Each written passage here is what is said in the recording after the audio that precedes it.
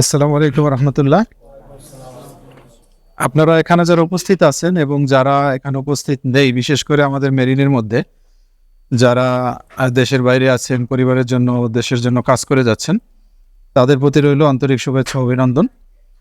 বিশেষ করে আজকে আমি মেরিনেস গ্রুপ সম্পর্কে কিছু কথা বলবো, যে আপনারা এখানে এমপ্লয়ি হিসেবে আছেন বা আপনারা কাজ করতেছেন, আপনারা বেসিক্যালি কোন মোটিভেশনে কাজ করবেন এবং আমরা কোন টার্গেট নিয়ে মার্কেটে নামছি, এই জিনিসগুলো আপনাদের ক্লিয়ার হওয়া প্রয়োজন। দেখেন, আমাদের এখানে যারা আছি আমরা আলহামদুলিল্লাহ, আমাদের এই পাশে একজন চিফ ইঞ্জিনিয়ার, এই পাশে একজন ক্যাপ্টেন, ওই পাশে একজন চিফ ইঞ্জিনিয়ার, এই পাশে একজন, আমাদের যারা যারা আছে এখানে আলহামদুলিল্লাহ, আমরা আমাদের প্রফেশনাল ক্যারিয়ার নিয়ে যদি চিন্তা করি বা এটা নিয়েই যদি পড়ে থাকি, তাহলে আমাদের কিন্তু এই যে ব্যবসা বাণিজ্য বলেন, এই যে দেশের জন্য কিছু করা, সমাজের জন্য কিছু করা, এই চিন্তাগুলো নিয়ে যে এক্সট্রা যে একটা কষ্ট, এই জিনিসগুলো করার প্রয়োজন হয় না। কিন্তু তারপরেও আমরা কেন করতেছি বা কেন এটা করার জন্য আমরা আগে আসলাম? আমাদের এখানে আগে আসার হলো কয়েকটা উদ্দেশ্য। এর মধ্যে 1 নম্বর উদ্দেশ্য হলো আমরা যেন একটা বড় সুদমুক্ত প্ল্যাটফর্ম করতে পারি। একমাত্র উদ্দেশ্য হলো এটা, সবচেয়ে বড় উদ্দেশ্য যেটা আমাদের। যদি সুদমুক্ত প্ল্যাটফর্ম করতে না পারি, সুদের সাথে জড়ায় যাই, তাহলে এই ব্যবসা করার কোনো মানে নেই। এটা আমরা কখনো শুরুও করতাম না বা চিন্তাও করতাম না, কারণ সুদের ব্যাপারে আল্লাহ তাআলা কোরআন শরীফে যে কথা বলছেন আমরা জানি সবাই। আল্লাহ এবং আল্লাহ রসুলের সাথে যুদ্ধের জন্য প্রস্তুত থাকে এরকম বলছেন। এখন সেই ক্ষেত্রে আমরা সুদের সাথে বিভিন্ন জন বিভিন্নভাবে জড়িয়ে গেছি। এমনকি আমরা এতটুকু বুঝি না যে আসলে সুদটা কিভাবে আমাদেরকে ধ্বংস করে ফেলতেছে। আমাদের যে ব্লাড না, এই ব্লাড যেটা, এই ব্লাডটা ইমপিওর হয়ে যায়, একদম ব্লাডটা সম্পূর্ণ দূষিত হয়ে যায় সুদের সাথে যারা জড়িত। এখন অনেকে দেখা গেছে সরাসরি জড়িত, আমরা অনেকে দেখা গেছে ইনডাইরেক্টলি জড়িত, বিভিন্ন নামকরণ করে বিভিন্নভাবে আমরা ঘুরে ঘুরে সুদ খাইতে চাই। এর দ্বারা হচ্ছে কি, আমাদের জেনারেশন নষ্ট হয়ে যাচ্ছে। কারণ আমার ব্লাড যদি ইমপিওর হয়, আমার দ্বারা বা আমার পরবর্তী যে জেনারেশন, তাদের ভেতরেও কিন্তু ইমপিউরিটিস ঢুকে যাবে। আমরা দোয়া করলে আল্লাহ তাআলা কবুল করবেন না। তো এখন এই জিনিসটা তো শুধু বললেই হলো না, আমাদের যেই আর্থসামাজিক ব্যবস্থা বা আমাদের যেই ফাইন্যান্সিং যে সিস্টেম, এখানে সুদ থেকে বেরিয়ে আসা অনেক কঠিন। তো এই জন্য হলো আমরা যেন বড় একটা সুদমুক্ত প্ল্যাটফর্ম করতে পারি, সেই জন্যই ব্যবসায় আসা। এখন আমরা কেন ফুড সেক্টরে ঢুকলাম? কারণ এই যে ফুড সেক্টরটা, এটাও কিন্তু মানুষের জীবনের সাথে, আমাদের জেনারেশনের সাথে অনেক জড়িত। আপনি দেখবেন যে আমাদের আগেকার যারা ইয়েরা ছিলেন, দাদারা ছিলেন, বা আমাদের বাবাদের কথাই যদি ধরি, বা আমাদের কথাও যদি কিছুটা সময় পর্যন্ত ধরি, দেখবেন আমাদের কিন্তু শক্তি সামর্থ্য বর্তমান জেনারেশনের চাইতে অনেক বেশি। কী কারণে? কারণ এই যে আমরা তাদেরকে খাবারের লাইনে খুব নিম্নমানের খাবার তাদেরকে দিতেছি, দূষিত খাবার তাদেরকে দিতেছি।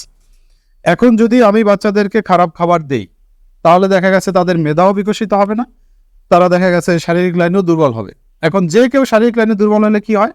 তার আত্মবিশ্বাস কমে যায়। এখন যদি জেনারেশনের আত্মবিশ্বাস কমে যায়, এর দ্বারা কি হয়? এই জেনারেশন থেকে ভালো কিছু আশা করা যায় না, তখন পরবর্তীতে দেশের জন্য ক্ষতি হয়। এই কারণে হলো ফুড সেক্টরে আসা, যেন আমরা ফুড সেক্টরে কিছু একটা করতে পারি। এখন ধরেন এখানে সুদমুক্তভাবে আমরা ব্যবসা করতে চাইতেছি। এখন আমাদের যেই টাকাটা এখানে আমরা বিনিয়োগ করতেছি, এখন এই টাকাটার সোর্স কি?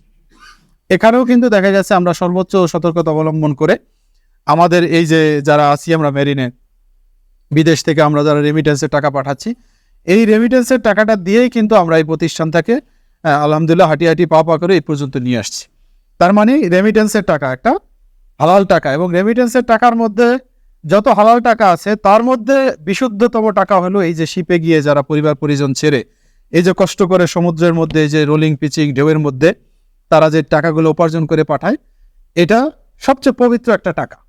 এই টাকা দিয়ে আমরা সুদমুক্ত একটা ব্যবসা করার জন্য মাঠে নামছি, এবং ফুড সেক্টরে যেটা মানুষের জীবনের সাথে জড়িত। তো এই সমস্ত মহৎ উদ্দেশ্য নিয়ে নামছি, যাতে আমরা কিছু একটা করতে পারি সমাজের জন্য। এখন দেখেন এখানে আরো কিছু বিষয় চলে আসছে, সেটা কি? এই যে ফুড সেক্টর বা আমরা যে সেক্টরে ঢুকছি, এখানে কিন্তু প্রচুর মানুষের কর্মসংস্থান হয়। এখন এই যে আপনারা এখানে ইনভলভ হচ্ছেন, এতে আপনাদের কর্মসংস্থান হচ্ছে, আপনারা উপকৃত হচ্ছেন, আমাদের পরিবার উপকৃত হচ্ছে। এই যে আমাদের যে ডিলারগুলো হইতেছে, ডিলারকে আমরা সরাসরি বেতন না দিলেও তাদেরও কিন্তু ইনডাইরেক্টলি এখান থেকে একটা ব্যবস্থা হচ্ছে। তার মানে এটা কিন্তু এক্সপান্ড হইতেছে সমাজের মধ্যে, এটার একটা প্রভাব পড়তেছে। তবে যে কোনো ভালো কাজে সবসময় মনে রাখবেন, এখানে আল্লাহ তাআলার পরীক্ষা আসবে। কি ধরনের পরীক্ষা? যে মনে করেন আমরা সুদমুক্ত হবে, আসলেই এটা করার জন্য কতটুকু দৃঢ় প্রতিজ্ঞ, এটা আল্লাহ তাআলা পরীক্ষা করবেন। আপনার আমার টাকা প্রয়োজন হবে, তখন দেখবেন যে এমন একটা সোর্স থেকে টাকা আসছে যে এটার সাথে সুদ জড়িত, আপনার টাকা তখন প্রয়োজন, আবার ওই মুহূর্তে দেখবেন একজন এসে অফার দিতেছে যে এই টাকাটা নাও। ওই সময়টা আল্লাহ তাআলা দেখবেন যে আসলে আমরা কতটুকু আল্লাহ তাআলার উপর তাওয়াক্কুল করতে পারি, বা আমরা মুখে যেটা বলছি এটা আসলে অন্তরে ধারণ করতেছি কিনা। এই জন্য এই একটা প্রতিষ্ঠান দাঁড় করানো, এটা আমরা ম্যানেজমেন্টে যারা আছি বা আমরা যারা উদ্যোগ নিছি, শুধু আমাদেরই দায়িত্ব না, এটা কিন্তু আপনাদেরও দায়িত্ব। আপনাদের জায়গা থেকে আপনারা কিভাবে দায়িত্বটা পালন করবেন? আপনারা আপনাদের যে কাজটা, এই কাজটাকে শুধুমাত্র চাকরি মনে না করে, এটাকে সম্পূর্ণ আল্লাহ তাআলার একটা কাজ মনে করে, এটা নিজের জীবনে একটা দায়িত্ব মনে করে যখন করবেন, দেখবেন খুব দ্রুত আমাদের কোম্পানিটা আগায় গেছে। এবং তখন এক সময় আল্লাহকে বলতে পারবেন যে আল্লাহ, আপনি আমার মনের খবর জানেন, আমি এই কাজটা শুধুমাত্র চাকরির জন্য করি নাই, আমি কিন্তু আল্লাহ এটা আমাকে যখন কেউ দেখে নাই, কেউ ট্র্যাকিং করে নাই, কেউ আমার দিকে তাকায় ছিল না, আমি ওই সময়ও কিন্তু শুধুমাত্র কোম্পানিটা যেন দাঁড়ায়, একটা সুদমুক্ত প্ল্যাটফর্ম যেন দাঁড়ায়, আমি কাজ করে গেছি। এটা তখন আল্লাহর সামনে বলতে পারবেন। তা না হলে তো আমরা সবসময় বিনিময়ের কারণে এই কাজ করি। ওই সময় আল্লাহকে বলা যাবে যে আল্লাহ, আমাকে কোম্পানি কিভাবে মূল্যায়ন করবে আমি জানি না, কিন্তু আমি এতটুকু জানি যে এটা সুদমুক্তভাবে কাজ করার জন্য আগাইছে, সেই এক বিশ্বাস থেকে আমি এখানে কাজ করে গেছি। তখন দেখবেন একটা ভালো লাগা কাজ করতেছে। ঠিক আছে, এই হলো আমাদের সবচেয়ে বড় মোটিভেশন। আরেকটা হলো, আমরা যারা এখানে মেরিনাররা আছি, আমরা সবাই কিন্তু শিপে চাকরি করে, বেতন বেশি পায়। ঠিক আছে, আমাদের এখানে এক একজন ক্যাপ্টেন, এক একজন চিফ ইঞ্জিনিয়ার, এই বর্তমান ডলারের রেট তো এমনি অনেক বেশি, দেখা গেছে এক একজনের বেতন 14-15 লাখ টাকাও আছে, 20 লাখ পর্যন্ত বেতন আছে। এভারেজে যদি ধরি তাও 10-12 লাখ টাকা বেতন এক একজনের মান্থলি। এখন এই যে টাকাটা, এটা পাওয়ার পরেও কিন্তু তারা দেখা গেছে একটা মানে আফসোসে ভোগে যে না, যাই করতেছি এটা একটা চাকরি, আমার মেধা দিয়ে, আমার শ্রম দিয়ে আমি আরেকজনের কোম্পানিকে বিল্ড আপ করতেছি। আর বেশিরভাগই তো আমরা দেখা গেছে বিদেশি কোম্পানিতে কাজ করি, তো এর দ্বারা কি হইতেছে, ওদের কোম্পানি অনেক বড় হচ্ছে, কিন্তু এতে আমাদের কি হইতেছে, আমাদের দেশের কি হইতেছে, বা আমাদের কমিউনিটির কি হইতেছে, যদি আমি পরিচয় লাইনে চিন্তা করি। হ্যাঁ, এর দ্বারা আমাদের দেশের কি উপকার হচ্ছে, আমরা কিন্তু দেশে রেমিটেন্স পাঠাচ্ছি। এই যে আপনারা দেখছেন যে আমাদের কিছুদিন আগে বা এখন ওই যে অর্থনৈতিক যে একটা মন্দা চলতেছে, এখানে সবচেয়ে বেশি ভূমিকা রাখতেছে কারা? এই রেমিটেন্স যোদ্ধারা। এখন এই রেমিটেন্স যুদ্ধে আমাদের মেরিনাররা কি পরিমাণ ভূমিকা রাখতেছে, সেই ডাটা হয়তো অনেকের কাছে নাই, কিন্তু এটা যদি আপনি ডাটাটা সামনে নিয়ে আসেন, দেখবেন অনেক বড় একটা ভূমিকা এখানে মেরিনাররা রাখতেছে। এবং শুধু তাই না, দেখা গেছে এই মেরিনারদের কারণে আরো অনেক লোকজন বাইরে থেকে বাংলাদেশে টাকা পাঠাচ্ছে, তাদের সাথে অনেকে জড়িত আছে। তো এই যে আমাদের দেশের জন্য কিন্তু আমরা মানে দেশের সবচেয়ে ক্রান্তি লগ্নে কিন্তু আমরা কন্ট্রিবিউশন রাখতেছি। এখন ধরেন আমরা যদি ব্যবসার লাইনে আগাই, সেই ক্ষেত্রে কি হবে, আমাদের উদ্দেশ্য কি? আমাদের তো উদ্দেশ্য শুধুমাত্র এই না যে বাংলাদেশের মধ্যে এই মেরিনার্স গ্রুপের পণ্য শুধু এখানেই থাকবে। আমাদের উদ্দেশ্য হলো পৃথিবীতে যতগুলো দেশ আছে, সমস্ত দেশ আমাদের পণ্য একসময় যাবে ইনশাল্লাহ। কারণ পৃথিবীর বলতে গেলে ম্যাক্সিমাম দেশে আমাদের লোকজন আছে, কেউ পার্মানেন্টলি থাকতেছে, কেউ টেম্পোরারি থাকতেছে, অথবা কেউ শিপ নিয়ে হলেও যাইতেছে। সেখানে গিয়ে কিন্তু তারা প্রভিশন কিনতেছে, তারা বিভিন্ন জিনিসপত্র শিপের জন্য কিনতেছে। একজন ক্যাপ্টেন, তার অর্ডারেই দেখা গেছে এগুলো কেনা হইতেছে। So all over the world আমাদের কিন্তু একটা নেটওয়ার্ক আছে। এখন এই নেটওয়ার্কটা যদি আমরা এখানে কাজে লাগাইতে পারি, সেই ক্ষেত্রে কিন্তু আমরা শুধুমাত্র বাংলাদেশ না, আমরা পুরো পৃথিবীতে কিন্তু এই যে ব্যবসার একটা আলোড়ন বা এই যে উদ্যোক্তা হওয়ার জন্য আমাদেরকে উৎসাহিত করা হচ্ছে, এতে দেখা গেছে আমরা পরবর্তী জেনারেশনের জন্য একটা দৃষ্টান্ত রেখে দিতে পারি। এই জন্য আমাদের স্বপ্নটা কি হবে, যে পৃথিবীতে যতগুলো দেশ আছে, এই সমস্ত দেশে আমাদের মেরিনারদের পণ্য পৌঁছাইতে হবে। এখন এটার জন্য আমাদের প্রথম কি করতে হবে, আমাদের নিজের দেশে আমাদের এই ব্র্যান্ড ভ্যালুটাকে ক্রিয়েট করতে হবে। ব্র্যান্ড ভ্যালু যদি ক্রিয়েট না হয়, তাহলে শুধু সেলস এটা অনেক সময় ফল করে। ব্র্যান্ড ভ্যালু মানে সাস্টেনেবল সেলস, যেটা এই সেলস ফল করে না। এই জন্য আমাদের ব্র্যান্ড ভ্যালু তৈরি করতে হবে। এই জন্য আপনারা মার্কেটে যখন যাবেন, আপনাদের বেঞ্চমার্ক হিসেবে সবচেয়ে টপ কোম্পানি যেগুলো আছে বাংলাদেশের, তাদের সাথে নিজেকে কম্পেয়ার করবেন। তখন দেখবেন নিজের মধ্যে একটা মোটিভেশন পাবেন। আপনারাও দেখা গেছে, তা না হলে কি হবে, ওই 5,000 10,000 আমরা যে একটা টার্গেট দিছি ওটা দিয়ে সন্তুষ্ট হয়ে যাবেন। আপনার টার্গেট থাকবে আরো বেশি, যে ওই কোম্পানি কয় টাকা করতেছে, নতুন পুরান এগুলো কোনো কিছু মাথায় আনবে না। এই সমস্ত হলো আমাদের প্রতিবন্ধকতা। নতুন বলতে কিছুই নেই, সব প্রতিবন্ধকতা। অনেক কোম্পানি আছে দেখবেন 3 বছর 4 বছর মার্কেটে ফাইট করে তারপরও টিকতে পারে নাই, অনলি ফর মোটিভেশন আর কিছু না। কিভাবে আপনি নিলেন জিনিসটাকে, এটার কারণে অনেক কোম্পানি দেখা গেছে পরে মার্কেট থেকে উদা হয়ে গেছে। এই সেলস টিমের মোটিভেশনটা এত প্রয়োজন। আপনারা যদি মনে করেন যে না স্যার আমাদেরকে টার্গেট দিয়েছে হলো 10,000 আর 15,000, আমি এটাকে 20,000 আর 25,000 নিয়ে যাব, দেখবেন আপনাদের ভেতর থেকেই কয়েকজন সাকসেসফুল হয়ে গেছে। মোটিভেশনটা ওইভাবে নিয়ে আসবেন, শুধু বিশ্বাসটাকে রাখবেন। আর এটার জন্য কি করবেন, আমাদের যে প্রোডাক্টগুলো আছে এই প্রোডাক্টগুলো থেকে নিজে অ্যানালাইসিস করবেন যে প্রত্যেকটা এক পলি করে যদি আমি করি, হ্যাঁ তাহলে আমার এতগুলো আউটলেট হলে আমি যদি এত % কাভারেজ দেই তাহলে কত নিজেই হিসাব করবেন। কারণ ক্যালকুলেশন যদি আপনার সামনে না থাকে, আপনি জানবেন না যে আসলে আপনার টার্গেটটা আপনি কোথায় সেট করছেন। এই জন্য আমার এখানে ইন্টারভিউ দিতে আসলে আমি ম্যাক্সিমাম টাইমে অনেকে প্রথমেই প্রশ্ন করি হোয়াট ইজ আরডিটি। আরডিটি মানে কি, এটা প্রথম জিজ্ঞেস করি। ধরেন একজন ক্রিকেট খেলতে ফিল্ডে নামছে, এখন সে যদি তার রান রেট না জানে তাহলে সে আবার কীভাবে পিটাবে সে তো বুঝবে না। এই জন্য প্রতিটা মুহূর্তে কিন্তু রান রেটটা তাকে আপডেট করা হইতেছে, স্কোর বোর্ডে আপডেট করা হইতেছে, দেখানো হইতেছে তোমার রান রেট এটা। তুমি এভাবে যদি না যাও তাহলে কিন্তু গন্তব্যে পৌঁছাতে পারবে না। এই জন্য আপনাদের আরডিটি দিতে হবে প্রত্যেক এসআরকে, আপনাদের আরডিটি আরএসএমরা দিয়ে দেবে প্রত্যেক ম্যানেজারকে, এবং ওই অনুযায়ী তাকে খেলতে হবে মাঠে যেয়ে। সেজন্য যদি তাকে 7টা পর্যন্ত থাকতে হয় 7টা পর্যন্ত থাকবে, বা এমন যদি হয় যে না দোকানদার যখন দোকান বন্ধ করছে ওই পর্যন্ত আমি দোকানে থাকি, এরপরে আমি বেরোইতেছি, তাই করতে হবে। কারণ আপনার আইডিটি এটা, আপনি যদি আজকের দিন আরও ফল করেন পরের দিনকে আরও বাড়বে না, এটা আরও বেড়ে যাবে তখন। এখন প্রতিটা দিন প্রতিটা রাত্রে আপনারা এই জিনিসগুলো যখন রিভিউ করতে থাকবেন তখন মনে হবে যে না আপনি একটা মজা পাইতেছে, একটা গোল সেট আছে আপনার, এই মাসে আপনি ওইখানে পৌঁছাবেন। ঠিক আছে না ইনশাল্লাহ? তাহলে আমরা এই আরডিটিটাকে টার্গেট করে আমরা এই জিনিসটাকে সেট করব। হ্যাঁ, আর একটা হলো আপনারা যারা এখানে আমাদের সাথে লং টাইম ধরে আছেন, আমরাও চাই যেন আপনারা আমাদের সাথে থাকেন। কিন্তু আপনারা জানেন যে আমরা সবাই কিন্তু মোটামুটি রেজিমেন্টাল ট্রেনিং দেওয়ার লোক। মানে এই সমস্ত ট্রেনিং যারা দেয় বা এই সমস্ত ফিল্ডে যারা থাকে তারা এই 6-9 একটু কম বোঝে, হ্যাঁ স্ট্রেট ফরওয়ার্ড কাজ করতে পছন্দ করে। হ্যাঁ, এই জন্য আপনারাও এই জিনিসটাকে মূল্যায়ন করবেন। আমরা ধরেন হয়তো বা দেখা গেছে এখন আপনাদেরকে বলতেছি যে না আপনারা এটা করেন এটা করেন, কিন্তু আপনারা অনেক সময় দেখা গেছে এটাকে ওইভাবে আমলে নিচ্ছেন না। কিন্তু আমরা চাই না যে আপনাদের সাথে আমাদের রিলেশনটা নষ্ট হয়ে যাক। আপনারা আসছেন, আপনারা আমাদের সাথে থাকেন, একদম শেষ পর্যন্ত থাকেন, কোনো সমস্যা নেই। কিন্তু আমার কথা হলো যদি এখানে দেখা গেছে আমাদের পলিসি অনুযায়ী কাজ না করেন তাহলে কিন্তু আমাদের সাথে থাকতে পারবেন না। কি কারণে পারবেন না? কারণ আমাদের এখানে ঘুষের টাকাও না, সুদের টাকাও না, আমাদের এখানে অবৈধ কোনো টাকা না যে এটা যথেচ্ছা ব্যবহার হবে আর এটা মানে আমার দিতেই থাকবো, হ্যাঁ এরকম টাকা আমাদের না। এই কারণে কি আমাদের টাকার একটা দরদ আছে, এবং এই টাকাটা যখন আপনি হালাল করে নেবেন দেখবেন আপনি এই যে 20,000 টাকা 30,000 টাকা বেতন পাইতেছেন, এটার দ্বারা আরেক জায়গায় 1 লক্ষ টাকার ফায়দা হবে।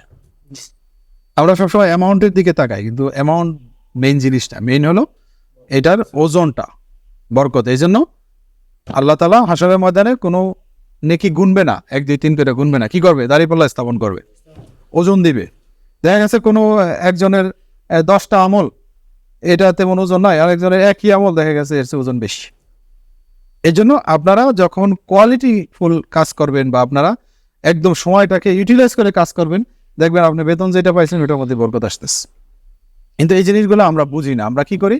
ম্যাটেরিয়ালিস্টিক যে দুনিয়া, যে না আমি চোখে যেটা দেখছি এটাকেই বিশ্বাস করি, যে আমাকে পরিমাণে বেশি দিল আমি মনে হয় এটা দিয়ে অনেক বেশি পাবো, আমাকে 30,000 টাকা দিছে, এই 30,000 টাকা আমি এই জিনিসটাই পাবো। এটা হলো আমাদের একটা ভুল বিশ্বাস। কি কারণে ভুল? বলে এটা যুক্তিতে বুঝে আসবে না। আল্লাহ তাআলা বলছেন কোরআন শরীফে যে জাকাত দাও 2.5%, জাকাত দিলে কি হবে? সম্পদ বাড়বে। এখন এটা আমাকে হিসাব করে বুঝাইতে পারবে যে আমি 100 টাকা 2.5 টাকা দিয়ে দিলাম, এটা আমার বাড়লো। 100 - 2.5 কোনোদিন কি বাড়ে? তো 97.5 হয়ে যেতেছে, আমার কমতেছে, কিন্তু আল্লাহ বলতেছেন কি বাড়তেছে। আবার আল্লাহ বলতেছেন তোমরা সুদ খায় না, সুদ খেলে তোমার সম্পদ কমে যাবে। এখন আমি দেখতেছি কি আমি যদি 10% সুদ দেই আমার 100 টাকা হয়ে যেতে 10 টাকা, আল্লাহ বলতেছে এটা কমে যাবে। এটা কেমনে? হিসাবে তো মিলে না। অর্থনীতিবিদরা হিসাব দেখায় যে তোমার একটা গার্মেন্টস আছে, এখানে 1000 কর্মী আছে, তুমি যদি জোহরের নামাজ পড়তে 15 মিনিট টাইম দাও বা আধা ঘন্টা টাইম দাও, আসরে পড়তে আধা ঘন্টা টাইম দাও, তাহলে তোমার 1 ঘন্টা চলে গেল। এখন এই যে তোমার কত কর্মঘণ্টা নষ্ট হলো, মাসে কত কর্মঘণ্টা নষ্ট হলো, বছরে কত, হিসাব করে দেখালো কি যে তোমার সারা বছরে এই এত কর্মঘণ্টার কারণে তোমার উৎপাদনে এত উৎপাদন কম হলো, এ তোমার ক্ষতি হলো, নামাজ বন্ধ করে দাও। এখন যখন এই ক্যালকুলেশন দেখাবে, কার সাধ্য আছে যে ক্যালকুলেশনের এগেইনস্টে আরেকটা যুক্তি দাঁড় করাবে? ও তো দেখাই দিতেছে আপনাকে। কিন্তু ফাইনালি গিয়ে দেখবেন কি ওই নামাজ সাইরা যখন ওরটা মানবে দেখবেন হঠাৎ করে আগুন ধরছে এক জায়গায়। ঠিক আছে, ঠিক আছে। যে কোনো লাইট স্যার এই যে আমরা চোখের সামনে দেখছি না, কিছুদিন আগে তো দুই একটা না মানে হাজার হাজার দেখাইছে, আল্লাহ প্রতিদিন দেখাইতেছে। তো এই জন্য কখনোই পরিমাণের দিকে তাকাবেন না, তাকাবেন কি কোয়ালিটি, ওটার ওজনের দিকে, বরকতের দিকে। এই জন্য আপনারা যে যেখানে কাজ করেন, আমরা এরকম দেখতে চাই যে না আমাদের কোনো ট্র্যাকিং লাগতেছে না। এই ট্র্যাকিং আমাদের প্রতি মাসে প্রায় 60-70 হাজার টাকা জায়গা। যদি দেখি আমাদের ট্র্যাকিং লাগতেছে না, আমরা ওইটা বন্ধ করে ওই 60-70 হাজার টাকা কয়েকজন বন্যার্থরে দিলে কাজে লাগে। আপনাদের ট্র্যাকিং করার জন্য আমাদের 60-70 হাজার টাকা এক্সট্রা খরচ হইতেছে। কি কারণে? সেলফ মোটিভেশন লাগবে। আমি কাজ করতে আসছি, কাজ পুরুষ মানুষ কাজ করার জন্য আল্লাহ দুনিয়াতে পাঠাইছে। পুরুষ মানুষ কাজ ছাড়া কোনো ভ্যালু আছে? তাহলে আমরা ওই যে দোকানে গিয়ে যদি বসে থাকি, মোবাইল টিপি, বা হালকা একটু বৃষ্টি হয়েছে সে কারণে ঘরে থেকে বের হইলাম না, এই যে বৃষ্টির মধ্যে আমি আর স্যারে গিয়ে আমাদের শিবচরের পুরা ওইখানে দেখে আসলাম। পুরো ওই যে জুতা নিয়ে গেছিলাম, পুরা জুতা একদম ভিজা হয়ে গেছে।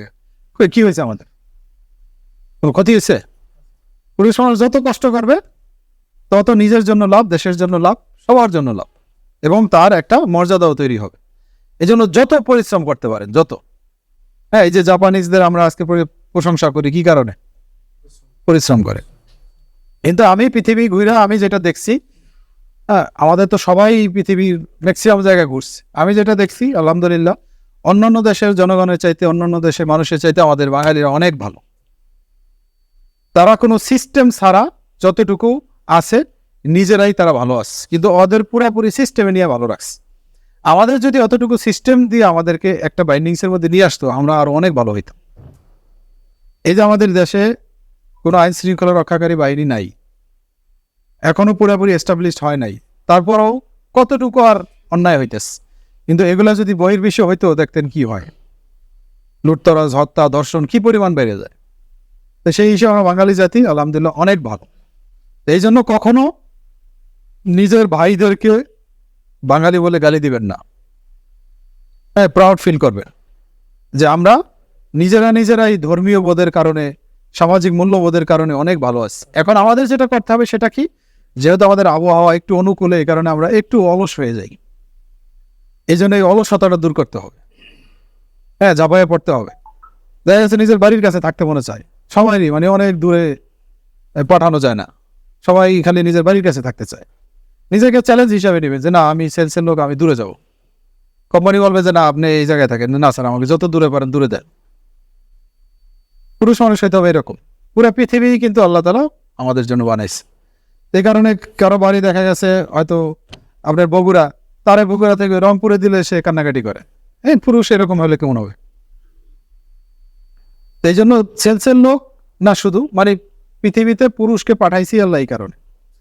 আপনি দেখেন এই যে পুরুষ আর মহিলার যে পার্থক্যটা সৃষ্টির শুরু থেকে আল্লাহ দেখাই দিয়েছেন।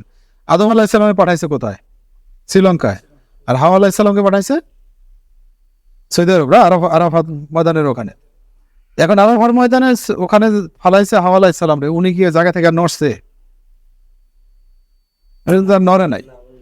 তা আদম আলাইহিস সালাম কি করছেন? ওই শ্রীলঙ্কা থেকে এই যে ইন্ডিয়ার পাশ দিয়ে এদিক দিয়ে গিয়া, পাকিস্তান দিয়ে এদিক দিয়ে যায়, ইরাকের এদিক দিয়ে ঘুরে একদম সমুদ্র কিন্তু তাকে গাইড করছে। ম্যাপে গেলে দেখবেন এদিক দিয়ে গিয়ে একদম ফুল ওই কিনে দিয়ে আসছে, অটোমেটিক গাইডেড হয়েছে। যে হাঁটতে হাঁটতে হাঁটতে হাঁটতে সেই আদম আলাইহিস সালাম হাওয়া আলাইহিস সালামের কাছে আসছে। তার মানে কি আল্লাহ তাআলা আদম আলাইহিস সালাম অত দূরে না পড়ে আর একটু কাছে পাঠাইতে পারতেন না? দেখাইলেন যে তোমাকে বানাইছে ট্রাভেল করার জন্য। পুরুষ মানুষকে বানাইছে ট্রাভেল করার জন্য। মেয়ে মানুষ ঠিক আছে ঘরে থাকবে, পুরুষ তাকে খুঁজে নিস। এই কারণে আমাদের কাজই হলো ট্রাভেল করা। আর আপনাদের সেলসের চাকরি তো একটা চমৎকার চাকরি সেই হিসাবে। হ্যাঁ, ট্রাভেল এবং সাথে সাথে দেখা গেছে রিজিকের ব্যবস্থা এখানে।